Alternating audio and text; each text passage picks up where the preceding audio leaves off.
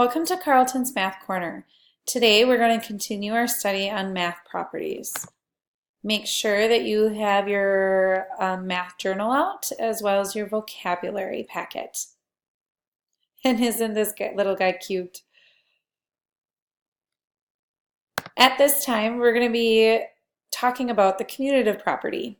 Last time we talked about the distributive property, and remember the way we remember distributive property is D and a wave. So D for distribute and wave for introduce.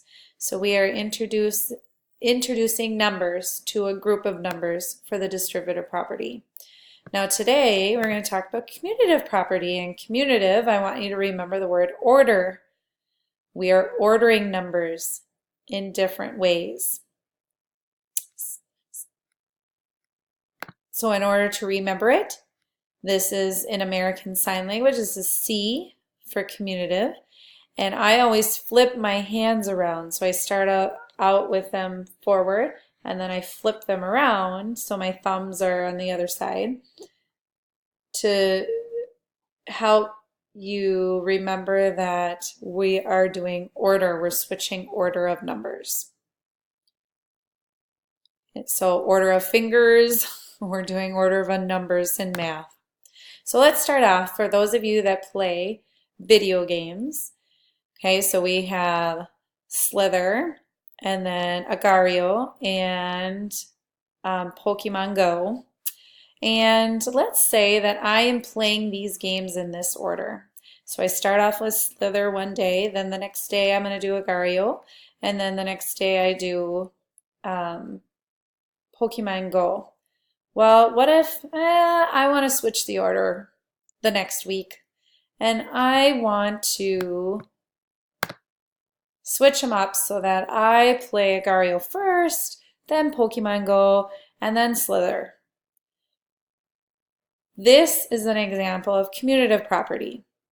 We do the same thing in math with numbers so that we can rearrange numbers to add them or multiply them in a different way that makes it easier for us. Okay? And so, for instance, if we look at this first problem, it says 12 plus 7 plus 8. We're going to find the answer to each expression mentally. And what we're going to do is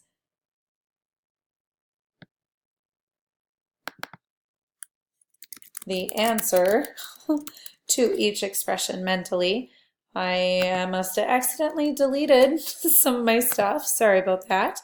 Okay, so if I start off with this order, in my head I'm thinking, okay, instead of adding 12 plus 7, what if I put together two numbers that work together and maybe create a number that is like a multiple of 10? You know, like 10, 20, 30, 40, 50, 60, 70, because those numbers are easy. They end in a 0, and so they're easier to add to. So, for instance, if I take this 12 and I put it together with the 8, well, 12 plus 8 is 20. Like, I can think in my head automatically that it equals 20. And 20 ends in a 0 because it's a multiple of 10. And so I know that it is so easy to add a 7 onto it now. So I have 20 plus 7, and I get 27. And so just by switching the order, commutative property, C, commutative, order, I know that I have made my problem a little bit easier for me to do it in my head. How about this one? We have 25 times 5 times 4. Is there another order that we can do it in so that it's a little bit easier for us to calculate in our head? Well, whenever I see 25, I think of quarters. And I know 4 quarters equal $1 or 100 pennies. So I know that if I take 25 times 4, I would get 100. Can I take 100 and multiply it by any number very easily in my head? Yes. I can do any number and multiply by 100 and just add 2 zeros at the end. So like, for instance, if I take 100 times 5, well, that would be 500. And so I would switch the order of the numbers so that I could calculate it in a simpler fashion, just so that I could do it in my head pretty quickly. Oops. Trying to move this down. There we go. Okay, how about larger numbers? If I have 135 plus 47 plus 65, here are my thoughts. If I have these numbers, I notice, here's what I notice. I have two numbers that end in 5. Well, 5 plus a 5 is 10. So I know that if I put them together, I can actually get a number, and I mean, it'll be in the hundreds, but if I get my number, then it will end at least in a 0. And so I'm going to actually switch my order. So I'm going to take 135, and I don't want you guys to write down anything when you are doing this because I want you to do it mentally, but I'm writing down my thoughts for you so that you can just see what I'm doing. So I'm going to switch the order to 135 plus 65. And I know that 5 plus 5 is 10, so I have to carry another 10 over to this 6 plus 3, which is 9.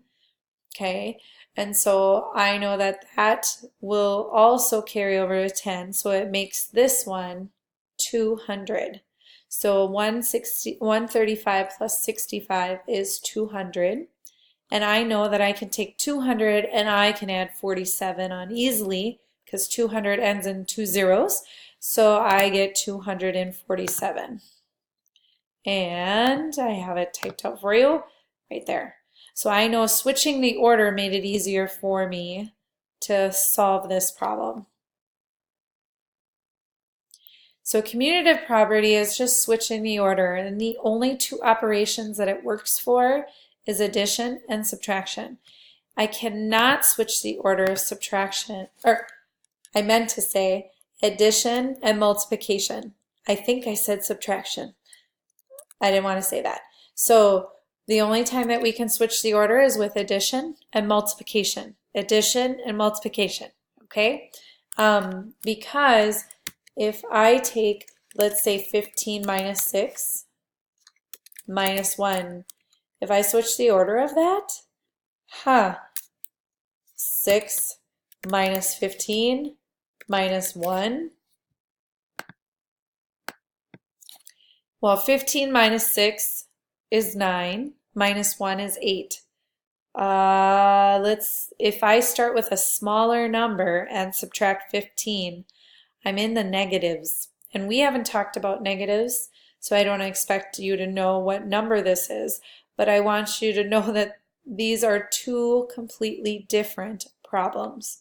So we cannot switch the order of subtraction, and we cannot do the same thing with division either. It's only adding and multiplication. What I would like for you to do is use the information that you just learned about commutative property, and I want you to switch the order of these numbers to see if you can solve these problems mentally. See if you can do them in your head. And if not, I am okay with you switching them and writing it down on a piece of paper. I just want you to be able to do it without a calculator. So find a way to put numbers together so that you can calculate them very easily, so that you can do them just by using, your thoughts and your prior knowledge, no calculators. Okay? So this is your ticket, these are your ticket problems. And thank you so much for joining me at Carlton's Math Corner. And I look forward to meeting with you again.